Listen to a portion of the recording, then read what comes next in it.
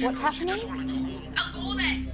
No, I need to know what's going on. There's clearly a disturbance there. What's going on? Okay, it doesn't matter, thank you. After the call, which lasted several minutes, the handler established she was speaking to this man. The police did investigate, but took no further action against Minoy, describing his victim as drunk and abusive.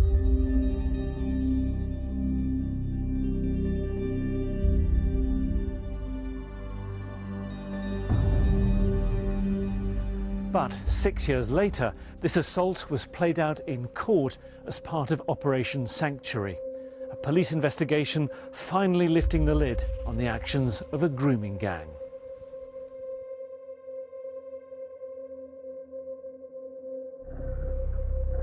It exposed how over many years a group of Asian men from the West End of Newcastle had been abusing vulnerable young women and girls.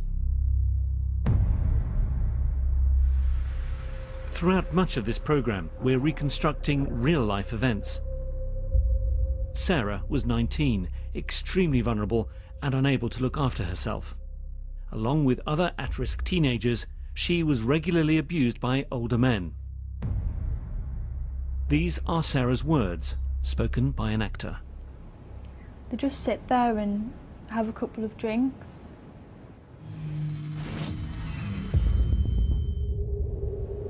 Have a couple of puffs of cannabis, get up and dance, and they try and get into the bedroom by grabbing us like around the belly. And when you do that against the door, no! They still try and drag you though to the bedroom.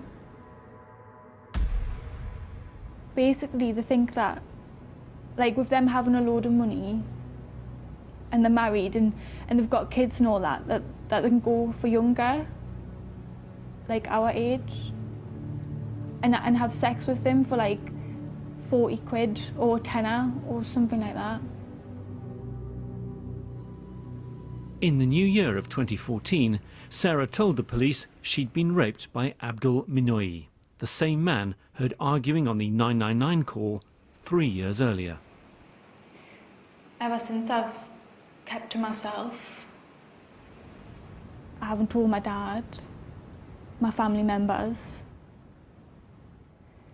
I couldn't bring myself to tell anyone because I felt ashamed, embarrassed. And people were going, "Have you ever been raped?" Well, I bloody have.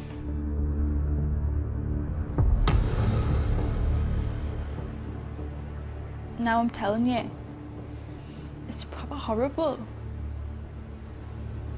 I need somewhere to go, to be safe.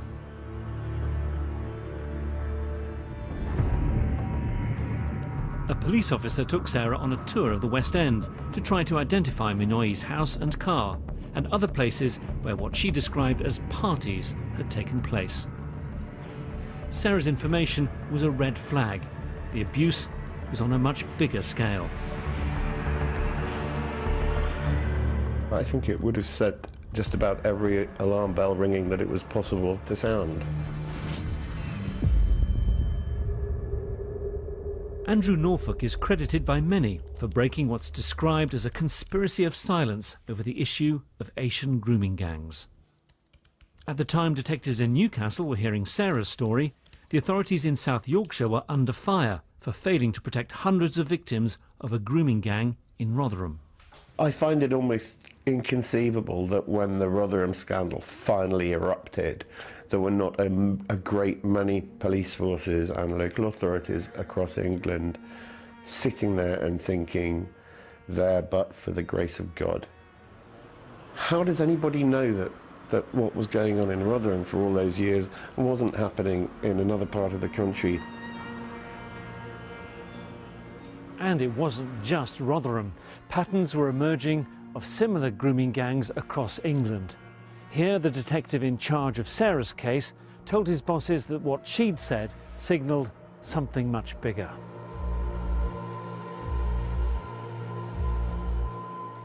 Days later, the officer's hunch was given added weight when two girls in care reported they'd been repeatedly raped by a group of older Asian men. The girls were aged 14 and 15. The girls described being driven into Newcastle, where they were plied with alcohol and cocaine before being raped and beaten by several men. They were then given money and taken back to where they were in care. So, a team from Northumbria Police began a massive intelligence gathering exercise. Within Operation Sanctuary, we're dealing This with is the moment when Operation Sanctuary began. We were dealing with offences of grooming, rape, supply of drugs and human trafficking. There's some cultural considerations there which we must be mindful of. And over the following weeks across the West End of Newcastle, police! Police! They carried out a series of raids. You're arrested on suspicion of conspiracy to commit rape. What? You want to put your hands in front of you, please? It'll all be explained to you when you get to the police station.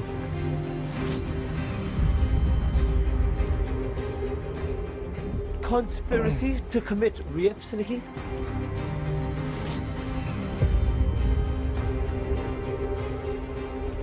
Keep it to yourself, right, bud?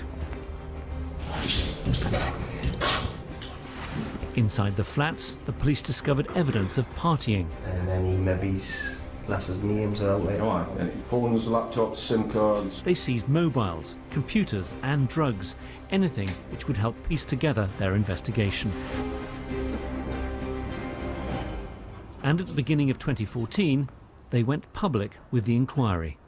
15 arrests as police investigate claims of sexual abuse of young women in Newcastle. Some of them were in local authority care. This could be somebody who you see in circumstances that just doesn't feel right. You see them associating with older boys or indeed with older men. There can't be any political correctness or any sensitivities. They are criminals that have committed some of the worst crimes in our society, and we need to deal with them with the full letter of the law.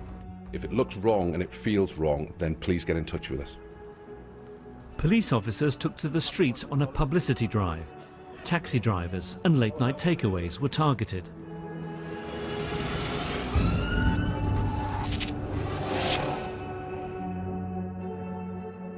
The publicity brought results. 2 teenagers walked into Byker police station. They told a familiar story of how they'd also been abused over several years. The girls explained how they'd been sitting on a bench in the early hours of the morning in Benwell. They were wearing only pyjamas and were picked up by Mohammed Azram, known as Azzy G.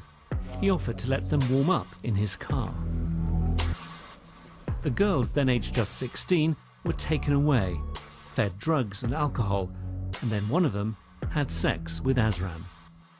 The story is familiar. At first, the girls believe they're in a relationship, but then as time goes on, the controlling becomes much more explicit. They're plied with drink and drugs, upon which they become increasingly dependent.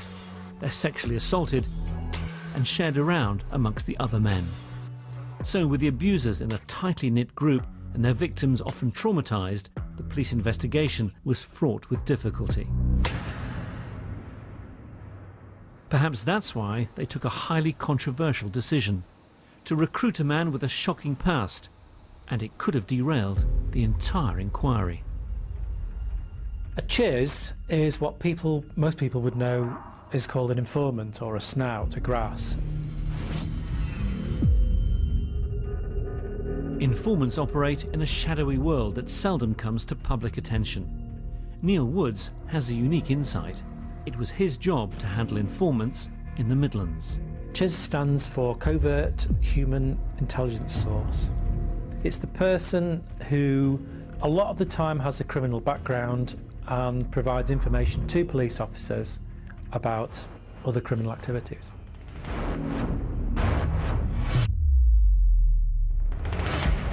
The man chosen by Northumbria Police was a convicted child rapist.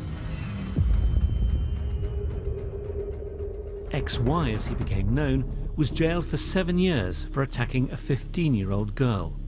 He'd picked her up off the street in 2001, plied her with drink and drugs, and gang raped her with 2 of his friends. Despite being a high-risk sex offender, the police decided to bring XY on board. He was already on their books, having worked for them for several years as an informant. His task? To act as their man on the inside. We can't name XY for legal reasons, but he knew many in the grooming gang.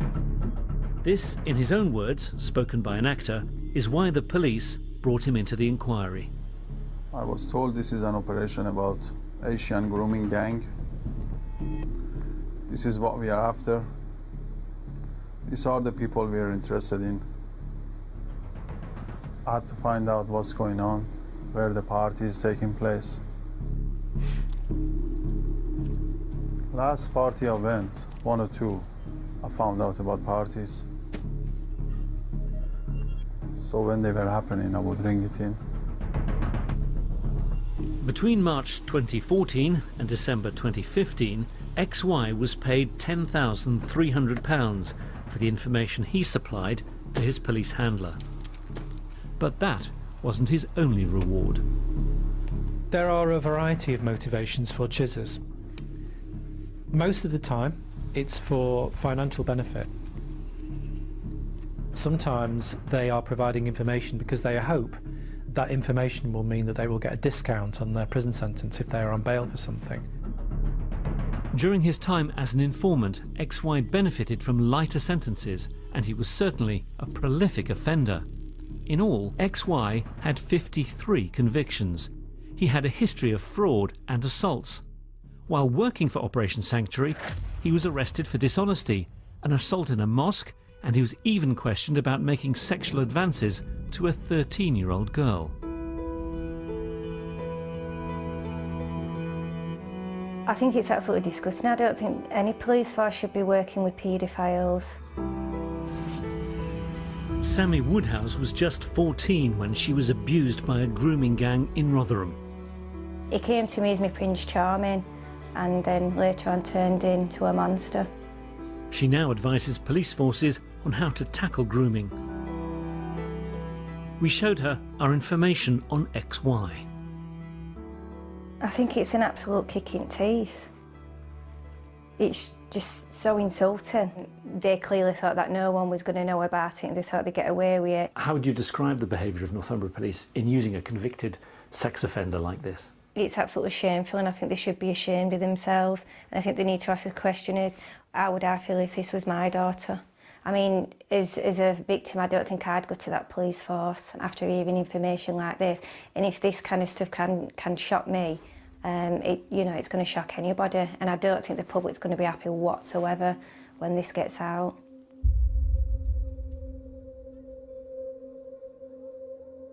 I can completely understand the public's outrage.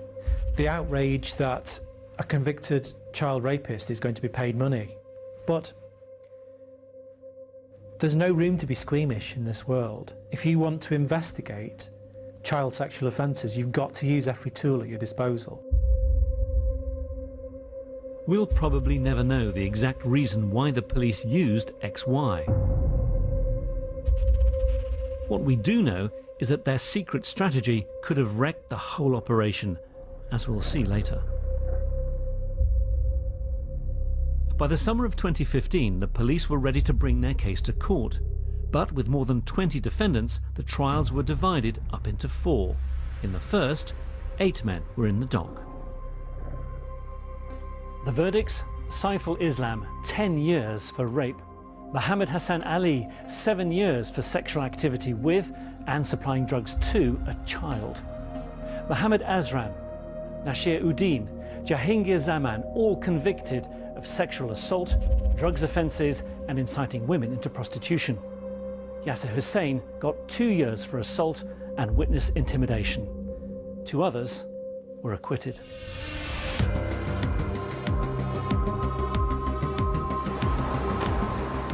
But the next cases didn't run so smoothly.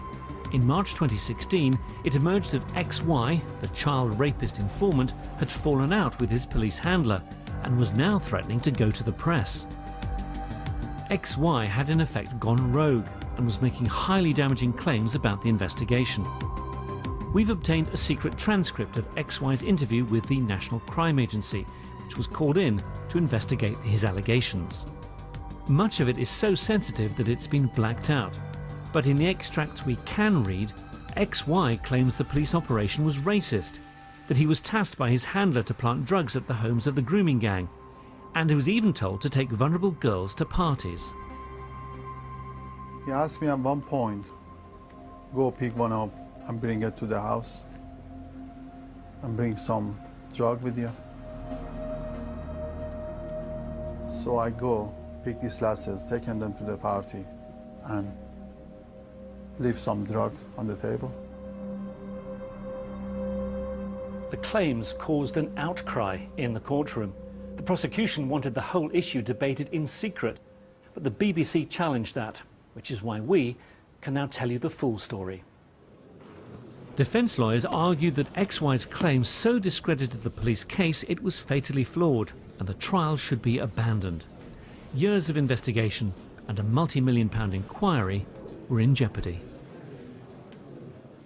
The prosecution has expressed incredulity at our complaint about the deployment of XY, a convicted child rapist who drugged a child and then contacted someone else to rape her after he had.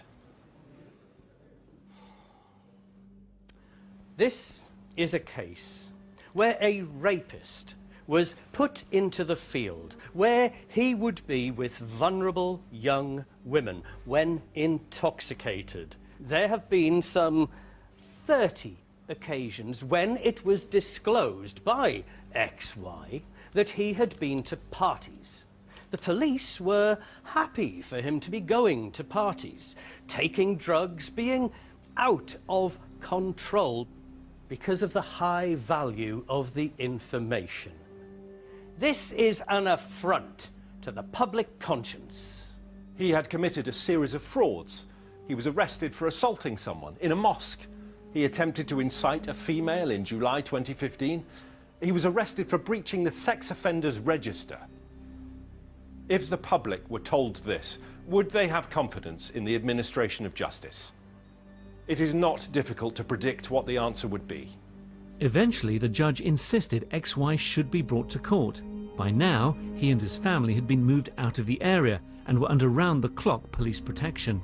He gave his evidence from behind a screen and blamed his many inconsistencies on the pressure of working as a police informant. You have to remember that I've been through a lot. It's impossible to remember what's true, what's not. You put me through this. If I get shot or died, it would have been easier for my wife. Then she could keep the kids. Yeah, man, we know who you are, you TV. At one stage, there was an angry confrontation involving the men in the dock. Men who previously saw XY as a friend, but now discovered he was paid to spy on them. In the end, the judge threw out the defence's attempt to halt the trials and dismissed all of XY's allegations. She said he was wholly unworthy of belief and rejected his evidence entirely. The police say their watchdog, the IPCC, has cleared them of any wrongdoing. The judge, though, said it wasn't her job to rule on the police decision to employ XY. In effect, I am being asked to substitute my judgment about the kind of person who should be used as an informant for the judgment of the officers whose work this is. That I decline to do. Others, though, are not so restrained. Personally, I can't envisage circumstances where I would have authorised payment to someone convicted of rape. Jim Gamble is the former policeman who set up the government's task force to fight child sexual exploitation. When you're desperate for intelligence, I can see why there may have been an appetite for it. I can't imagine how you could have control mechanisms in place with an informant of that type that you were going to task that would give you reassurance that they still didn't represent a risk to young and vulnerable women, given what I know about this particular person's history. I think all police forces are under pressure to get things right, but there's ways and means of doing it. In my opinion, they've gone way over the line on this one. I certainly wouldn't like to think that somebody's out there paying my abuser to get that kind of information. Would I be encouraging police forces across the country to go out and find a registered sex offender who had been convicted of a sexual assault against a teenage girl, to task and use them to infiltrate other groups? And the answer to that is no. This is the murky world in which we have to operate. We have to work in the shadows. This is the man with ultimate responsibility for taking on XY. We have to deal with people who themselves, sometimes, not always, are guilty, have been convicted of some of the most vile offences imaginable. We have to consider whether we would pay murderers for information. Would we pay rapists, drug dealers, burglars? And quite often these people can't be trusted. But the prize, the potential prize in doing that, is that you just might get a piece of information that leads you to a successful conviction, and you put bad people behind bars. But what message does it send to a rape victim that you might be paying I think it sends a message that we will do everything we can to make sure that other women and girls are not victim of the same type of atrocity that they have been. That's our commitment. In principle, then, sounds like you're saying you would use a convicted sex offender again in the future? Yes, 100%. All day and all night. And if I'm presented with the same problem tomorrow, I'll do exactly the same thing again. Because if I'm going to be able to protect somebody, and in that individual case, I am content that we have not only brought dangerous men to justice and put them behind bars, in some cases, we have actually saved lives on the back of information that we have gained. Now, am I going to take that risk again? You're damn right I'm going to. It's inside the law. It's inside accepted policy and practice. I get that people might be quite shocked by it, but actually, this is the right thing to do.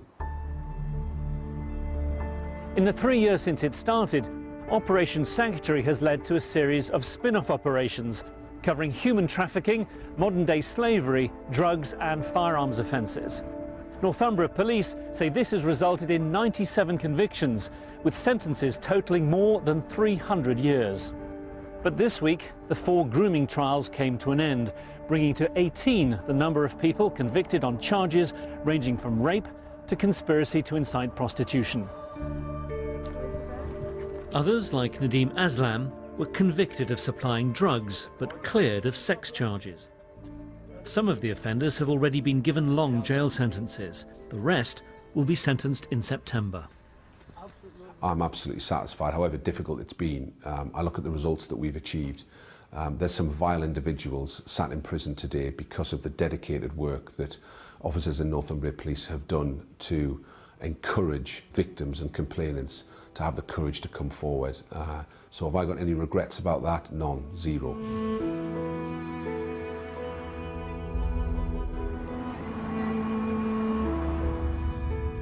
So Operation Sanctuary raises many important questions. As in dozens of similar cases across England, why were the abusers exclusively Asian men? Here was a crime pattern that had existed for at least 2 decades. And from the very first day, we ran our very first article, which was in January 2011, saying, here is a conspiracy of silence in acknowledging this. Why are you not acknowledging that this pattern exists? From that day one, we said, what is absolutely crucially needed is research to understand why this pattern has put down such deep roots. That research is still not being carried out. Why is it that there appears to be a predominance of this offending in a particular community?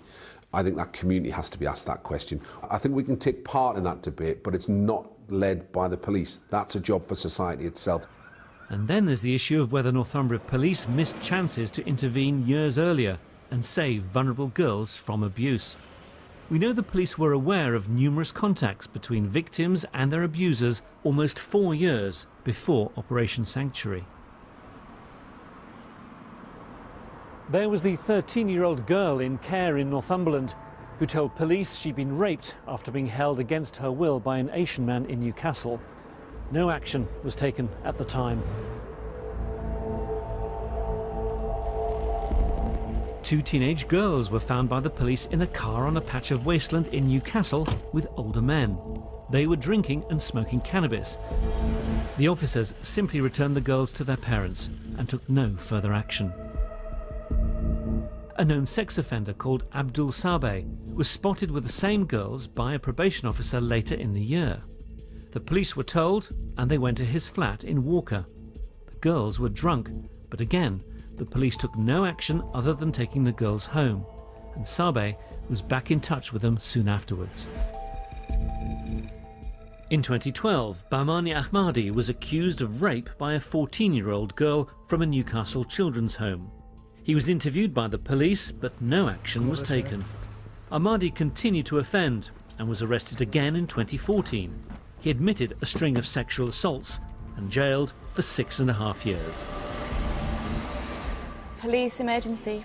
And finally, the case where the woman was heard shouting for help on a 999 call. It's rape! Do you want to go home? I'll let you go home. It took 6 years to bring Abdul Manoyi to justice, by which time he'd raped another vulnerable young woman. We're not perfect. We encountered one individual officer who should have been far more diligent and should have done their job better. And there were some serious failings in how they'd handled what was evidence in relation to one offender. That offender is behind bars and has been in prison for a lengthy period of time. The officer, we sacked them. And I would hope that would give some reassurance that in the course of this, we've been absolutely resolute to make sure that the culture of Northumbria Police now is very, very different to that which it was many years ago. We understand Newcastle City Council has launched a serious case review to examine why vulnerable teenagers in its care were not better protected. The men responsible for ruining so many young lives are facing long sentences. For the police, it can't yet be case closed. Whilst the difficulty of investigating grooming cases can't be underestimated, many are left wondering if it can ever be right to pay a child rapist thousands of pounds from the public purse.